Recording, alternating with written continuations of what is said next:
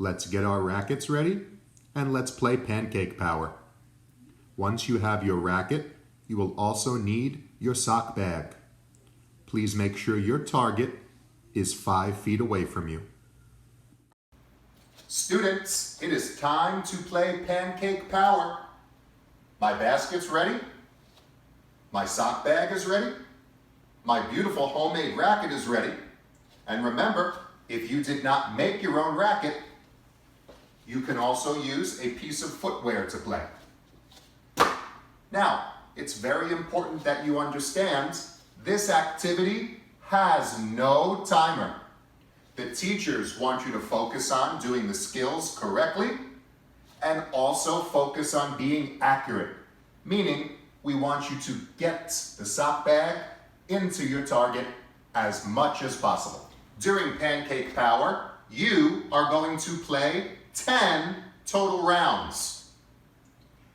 I encourage you to play as many rounds as possible, but you must do 10 rounds.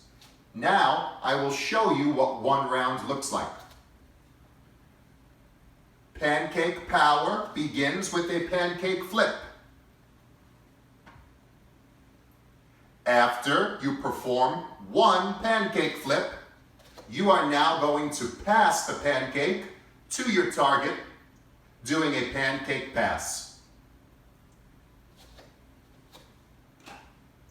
After you have completed one pancake flip and one pancake pass, that is one round. Now the teacher will move on to round 2. Pancake flip, pancake pass. Again, you are going to do 10 total rounds of Pancake Power. If you make a mistake, don't worry. We're all learning together. Let's have fun.